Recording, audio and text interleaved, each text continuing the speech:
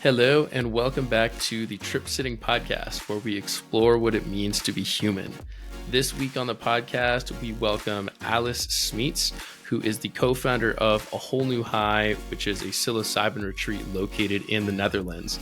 On this episode, Alice and I go through her personal journey on how she found her way to psychedelics.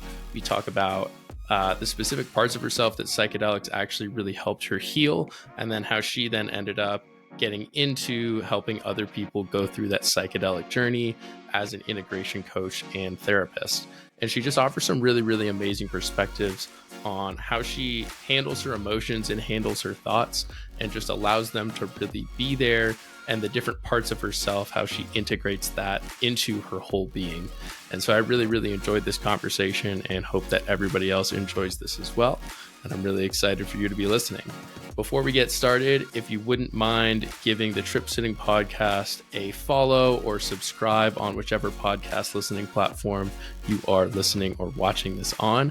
And if you could also actually give it a rating as well, that way we can get in front of more viewers. So thanks again for tuning in. And without further ado, here's Alice. So I wanted to start this podcast by asking you, what was your first experience with psychedelics? My very first experience is not really even worthy to talk about because it was like a very low dose truffle experience where it It sounds like you're already judging it by saying it's not worthy. No, I'm just telling you this is not like the first proper psychedelic experience I had, Mm-hmm. that changed everything. The Mm-hmm. first one, I did it unconsciously. Mm-hmm. I did it without intention.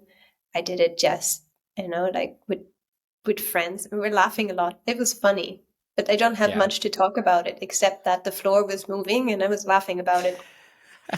See, I think that experience though is just as important as the one that you'd go in with intention, like a proper dose, because at least for me, like that's what those experiences is what opened me up to then actually having the more like intentional experience and understanding that this isn't something I need to be scared of. Because I think psychedelics for me, I definitely kind of had a preconception in my mind that again, the whole they might fry your brain. I don't know if you got any of that campaign stuff there, but at least in the United States, it was you're gonna fry your brain if you take LSD one time type thing. And I really did believe that growing up. Yes, I did believe that too. Yeah, maybe it did help a little bit with removing the fear, but I think I had I kind of forgot about the experience afterwards. It was not that important to me. It just felt like it was a fun thing. But then a friend of mine, he started taking, he went to the Amazon and he took ayahuasca, and I was telling him, don't take it, don't take it. It's really dangerous. There's not going to be a hospital around. Take it. And gladly, I'm so happy he did not listen to me, and he went and he did it anyway. And he called me the next day from the Amazon and he told me everything that he experienced. And I was very fascinated by it. And then he came back home to Belgium. I'm from Belgium. And he did a few magic mushroom experiences here, but very consciously with intention. And then he would tell me about it afterwards. And I was still very judgmental at that point, even though I had tried the truffles for fun. And then at some point I said, if I'm that judgmental, I should at least try it once myself. So with him. So I asked him if he would do it with me. And we went to the forest. And he told me, look at the forest one more time. You're never going to see it like this again. And, and it was true. That's so eerie and beautiful, saying that you're never going to see the forest this way again. Mm-hmm. And it was so true. After it started to kick in, I was just lying in the forest. I could see the trees move, the air, the forest ground breathe. I could hear sounds that were really there that I had never heard before. And now when I go into the forest, even if I'm not high, I hear them. And before I never heard them. So it was an incredible experience. It also helped me a lot because at this time I was struggling with depression, and I was doing therapy, but that was not really helping me. And then back then, nobody knew that this was a really good tool for depression. So I kind of discovered it by accident. And it just really helped me. It gave me such important insights. It really helped me afterwards to know where the depression was coming from, and then was able to take the steps to heal the depression completely. Hmm. So it was very life transforming. Yeah. What was I guess like throughout that experience, what then made you want to continue to then work with it and I guess eventually then start helping other people go through that same transformation that you were able to go through? Kind of just happened naturally. It was just an inner calling. I just continued doing it for myself, but I was so interested in it that I also wanted to learn more about like how to facilitate, how to assist shamans. To like I went to integration workshops and also integration facilitation workshops. I just followed my interest in that moment. I was doing it a bit for myself just because I wanted to learn it for myself. But somehow I also immediately knew that at some point I want to also help other people with this.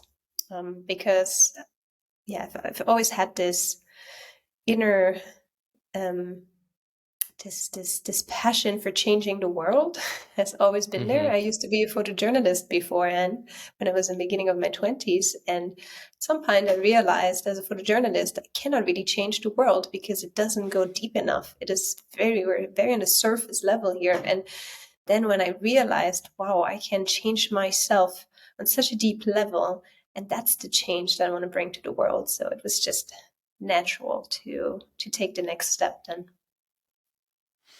I love that. That's like what I realized like throughout my journey, especially after ayahuasca, is like the only way, like I can't help people unless I'm doing like that inner work myself. And like once you do that and like really experience what like that true unconditional self-love feels like, only at that point can that really start to like pour out into the world. But if you're not doing that work yourself, you're just not really going to ever truly be able to get to that place where it's creating that ripple effect into the world. But Mhm. once you really start doing it, like it really does create that ripple effect of you know again just one person, and then that one person is another person, and it just radiates outward, but it has to start with you. Exactly. Yes, absolutely. What's been the biggest challenge for you since you've started actually facilitating and helping others go through this transformation? I mean, I think the biggest challenge was COVID and the borders closing. It was fairly easy at the beginning. We created a website, and suddenly, like at the same time, Michael Pollan published his book about psychedelics, and somehow he started to draw in people to come to us. And we had very amazing experience with almost all of our clients. We've like barely had a negative experience. Most people had like really big shifts and really big transformations, and we used to write wording on our website to really call in the people that really match the way that we work, and that really Hmm. want a transformation that we can help them with. And we had like, we just had such amazing clients. But then COVID happened, and most of our clients come from outside of Europe. So then traveling was very hard or not possible at all. So we had to cancel our retreats, and yeah, that was quite a challenge. But then, Yeah. since the borders are open again, this all has really changed, and hopefully, it's going to stay like that for a very long time. I guess mentally and emotionally for you, were there any other challenges that COVID brought? I must say that I was very calm in the whole COVID situation. At the beginning, I was not, when we were just like, what is happening? What is Hmm. happening? But I'm pretty good in crisis situations. I've always been. So I think I was one of the most calm people in the whole COVID situation, just because that's my character. But Hmm. of course, there were challenges, because the business was not, we had to change all our plans and have like creative solutions on what to do different. And but I wouldn't actually say that it was that challenging for me, but I can also say that I'm very privileged in that way, that it was a lot more challenging for other people. And I don't want to say that this COVID situation was an easy situation. Just for me personally, was Yeah. it was not so hard, as Yeah. compared to other people. It's interesting, like when I think back on that time, to so COVID for me, and like COVID and psychedelics, like actually for me, like very much like intersect when like I really started intentionally using psychedelics. So I got COVID that first year, like in 2020 in like October, and I completely lost my taste and smell. Like zero, nothing, could not taste or smell a single thing. Like I would try all these different things and like try to figure it out. Like I'd take like a shot of vodka, tequila, whiskey, and they'd all taste exactly the same to me. And I'd be like, this is terrible. And I'm someone who loves food. I like cooking. I like going out to eat. And so like to me, that was just terrible. Like I was I like went on like sort of just like a downward spiral. Like I was pretty depressed. And then Christmas Day that year, so yeah, December 25th, I was at my house alone, and that was the first time that I decided to like intentionally do like a mushroom journey, and I did 5 grams of mushroom tea. And like during, I also too, I did zero research into this. Like I did not know that that was like a thing, like the whole like 5 grams blindfolded, the Terrence McKenna method. But I just was like, this seems like the right move here. I think that this is going to help me. Like I had zero research, but I did that, and it was just like this absolute crazy transformation in me. Like I saw life like for what it was, and like rather than focusing on the fact that like I can't taste or smell and like that might never come back or something, it was just this shift that made me realize like I'm still here, like I'm alive. And then ironically on that journey too, like my taste and smell came back for like a second. Like it was there for a little bit, and it made me just realize at that point that if I was going to do this, like it was going to be with my mind. Like it wasn't, it's not going to be really anything that I can do other than just believing that it's going to come back. And if I do that, it's going to come back. And I'm happy to say that it has come back, for the most part. But like, but even if it didn't come back, it essentially made me okay with the fact that if this doesn't come back, it's not going to make a difference. And coming at it Hmm. from that angle just really made like the depression from that just go away like immediately. It was absolutely crazy. It's incredible. Well, thank Yeah. you for sharing that experience. Yeah. Yeah, Yeah. I'm very happy to hear that it has come back. And I think, yeah, it's about surrendering. It's surrendering in a psychedelic experience, but also surrendering to anything that happens to us in life. Just knowing where can we actually make changes, where can we set intentions and take action, and where can we not, and surrender to that. Um, just like in the whole COVID situation, I think that's also something that I learned from the psychedelic surrendering, was to just also surrender into that situation and just like, yeah, okay, that's what it is now. Let's see how we can deal with this. Yeah, it's funny that you bring that up, because I mean I didn't even actually really put that together, that was really my first time just truly like surrendering. But I didn't really understand that until my first experience with ayahuasca, which was last year, Mhm. where I just during the ceremony, like I was just forced to surrender. I was just going through pain and suffering and stomach pain and just wanting to purge and couldn't. And then it finally just clicked. I'm like, I need to stop trying to like judge what's going on here and just let it happen. And then through that, that's been one of the biggest things as far as integration for me, is getting back to that point of surrender and trying to just be like that as I move through life, like in every single moment, surrender to that moment and live presently without trying to control. Yes. And that's definitely, it's challenging. If you grow up trying to control everything just because that was, what the body needs for survival, getting out of that is a huge challenge. Hmm. Have you read the book The Surrender Experiment? No, I haven't. I can recommend that book. It's great. This is a man, I forgot his name, but he, at some point, I think in his 20s, he decides that he's just going to completely surrender to life and say yes to everything that comes his way. And the whole book is about his whole life story and how and what happens. Now, like he says yes even to things that he really doesn't feel like doing, just to see what happens if he does. And then it just all turns out into like this whole adventurous, crazy story. And that is really great. Yeah.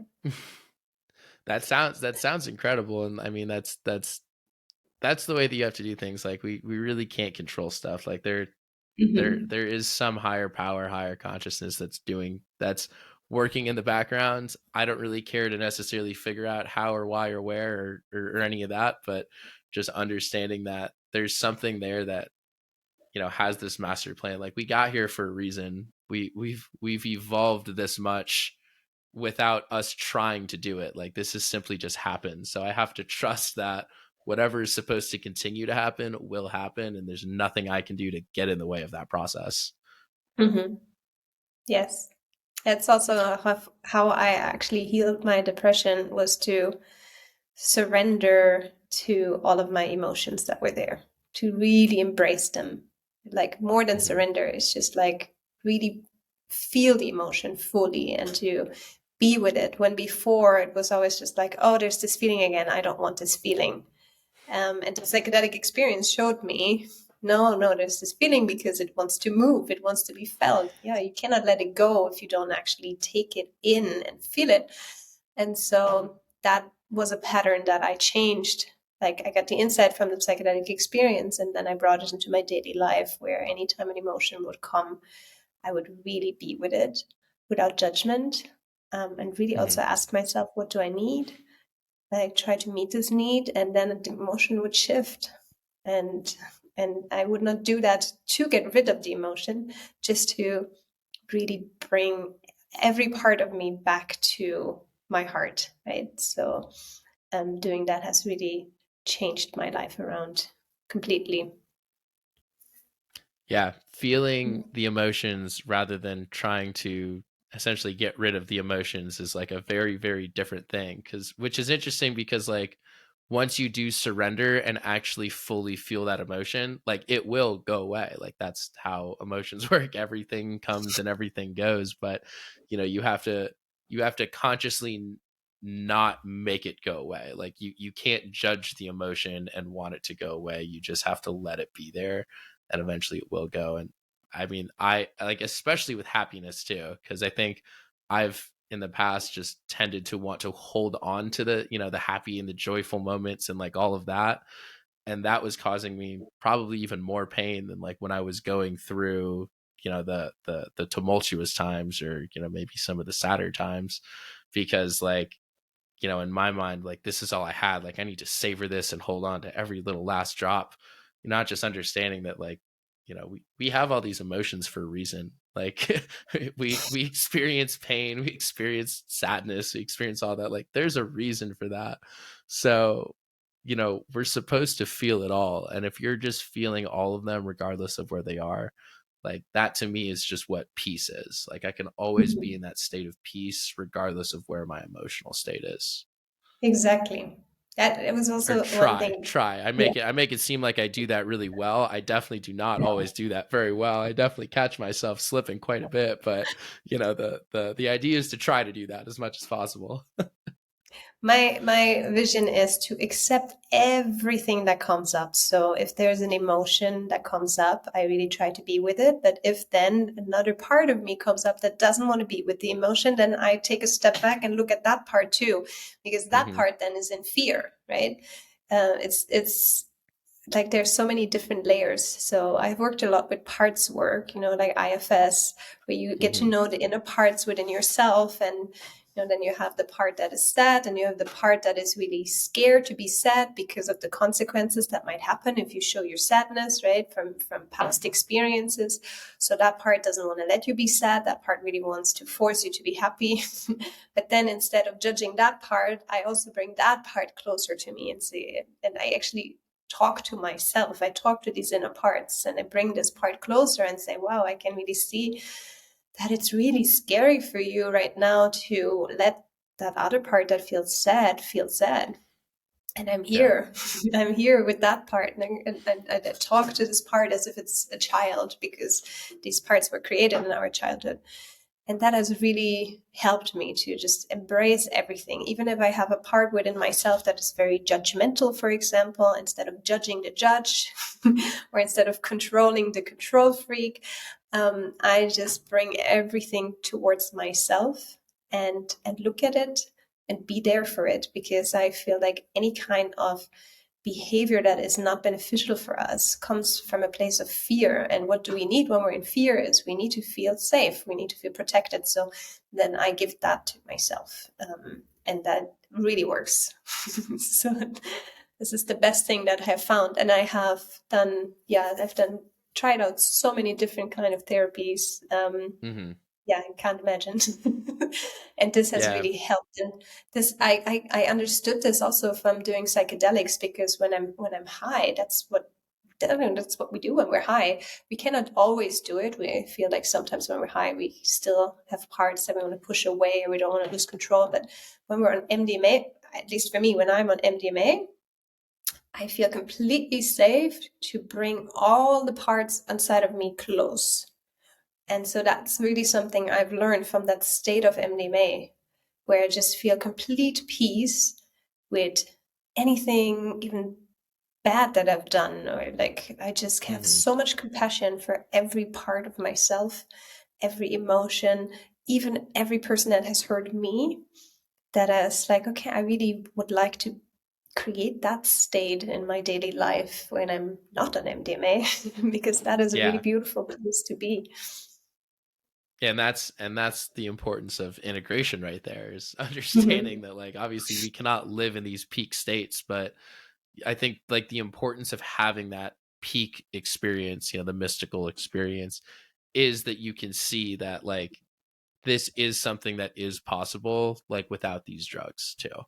Like, that's, eventually, after we do all of this work, like, it's not going to be something that I'm going to want to do probably as often as I still do now, but I'm still very much, healing from traumas and trying to work with myself. But, I was definitely chasing peak experiences for quite a bit when I was, using psychedelics recreationally. And I just had no concept of what integration was. So, like, things would just naturally kind of start to change and shift in me.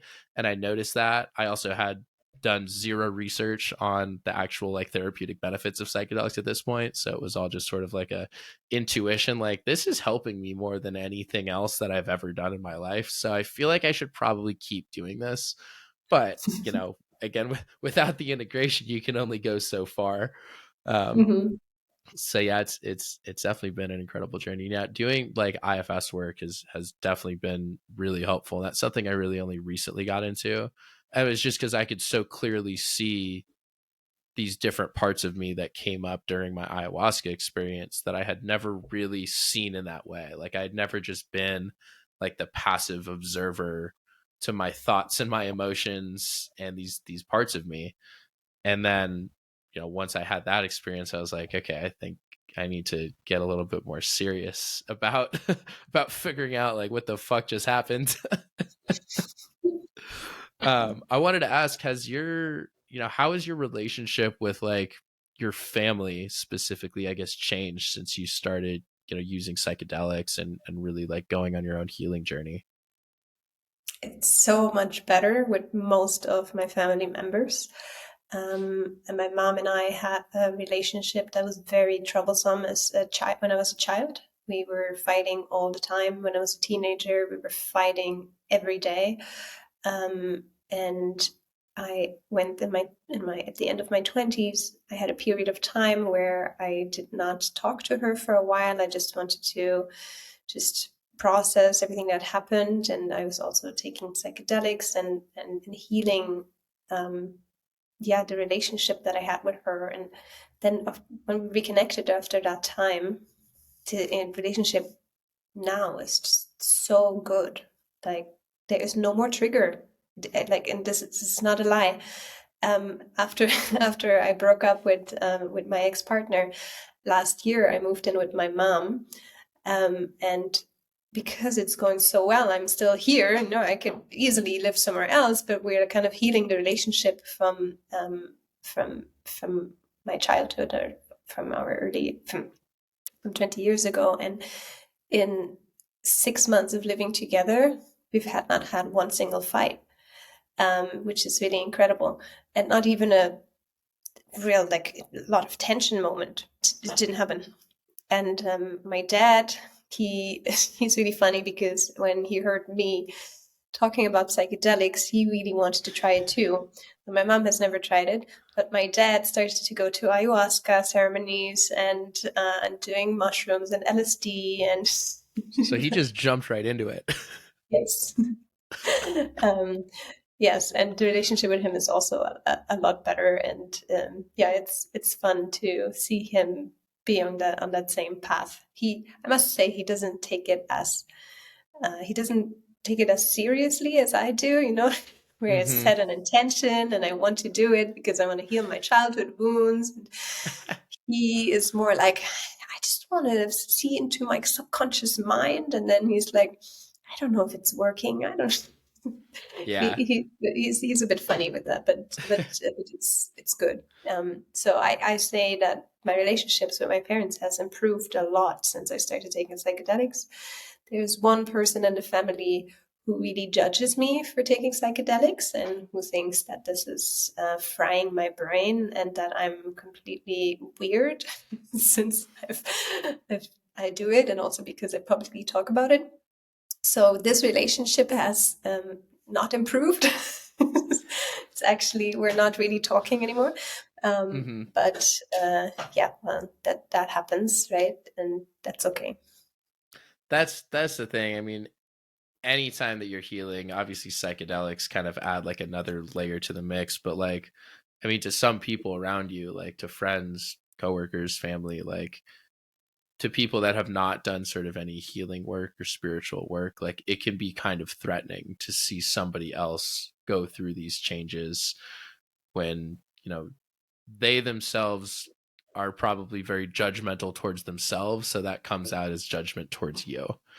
And, Mm-hmm. it's, you just have to meet those people like with love and empathy, and not try to change them in any way. Like there's nothing you can do to force it, but if they want to have that conversation, you have that conversation. But other than that, it's not our job to help heal people that don't want to be healed, and help change people that don't want to be changed. You have to Yes, meet people where they're at. And so that's why it's so beautiful what you do, is like the people that are coming to you, they're ready to have these experiences, and you could just help guide them on this experience.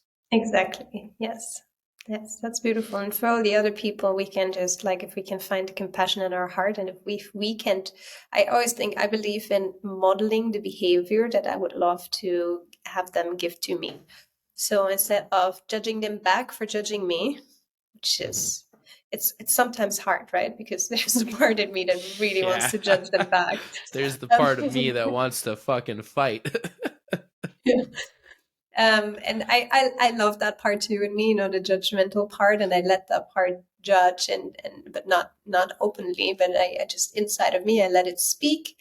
And then afterwards, I find a compassion for that person, because I believe that if I had grown up in their skin, in their family, I don't know if I would be open to Hmm. healing, changing. Like, and this is all about what we experienced the fears that we have, what time we grew up in, what family dynamics there were.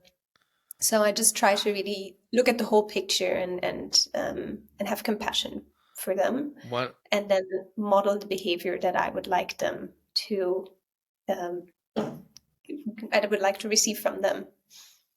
One of my favorite things to say to people that, like, you know, not like judgmental people, but somebody, you know, if you see somebody, a celebrity on the news, or like, you know, someone who plays sports or something, or again, even like a friend or something, and somebody that says, you know, if they're in a situation and they, let's say, make, you know, a poor decision, somebody then looks at them and says, well, if I were them, like, I would have done this instead. And then I like to respond to that by saying, no, if you were them, you would have done the exact same fucking thing, because you grew up in those scenarios, have their brain chemistry, and do this. And that's the way that you think. Like, there's a reason that we do these things and make these decisions. And we all think that we're making the best decision for us at the time based on the things that we know.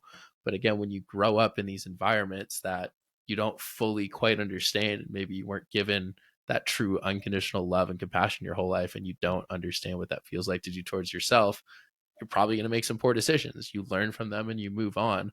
But like, people that spend their whole lives trying to just avoid making bad decisions and poor decisions, like, I don't think they're fully living, because they're not willing to, you know, approach that line and actually see, you know, what it is that could give them that pure joy and like that pure bliss too. But, you know, they also might not, you know, be as sad or like, you know, have that, you know, down moments as much as us. But, you know, as we were saying earlier, life's about experiencing all of the emotions. So like, I want to experience all of them to the absolute fullest. Yes. And I have, my intention is, and I'm still not 100% there, but I would love to be able to speak anytime that I speak with someone, especially the people where I feel judgment towards. I really want to stay in my vulnerability and share from a place of no blame and no attack, because only then we can create the safety that they also need to come towards us. You know, like if we're in a relationship with a narcissist and we call them narcissist, and we think they're abusive and this and that, maybe they're not, if we actually really reveal our vulnerability. We will not know until we do that. And so that is something that I'm practicing currently, is like, especially when I judge people, to just really find the compassion in my heart for them. And even though their behavior might have impacted me in some way, I will share that impact that it had as much as I can without any judgment in my words, and curiosity to why they acted that way, right? So that is, I'm still not 100% there, but that is my goal in the next years, to like really develop a language that is completely safe for the people around me, even the people that I don't feel safe with, because that's how I can model it to them, right? So yeah, that's so beautiful. And I think I'm going to end on that, because that's just such a great way to, again, go through the world, see people, see yourself, and just come from that place of love. So thank you so much for coming on the podcast. Thank you I really too for appreciate our inviting me. conversation. You're such a beautiful soul. Thank you. You too. Thank you all again for tuning in to this week's episode of the podcast. And thanks again to Alice for coming on and sharing your thoughts and your story. If you are interested in getting in contact with me about anything, have any questions, have any comments, want to be a guest, or have any ideas for other guests that I should have, shoot me an email at tripsittingblog@gmail.com. And be sure to also give me a follow on Instagram and TikTok at tripsitting.blog. Thanks again, and we'll see you next week.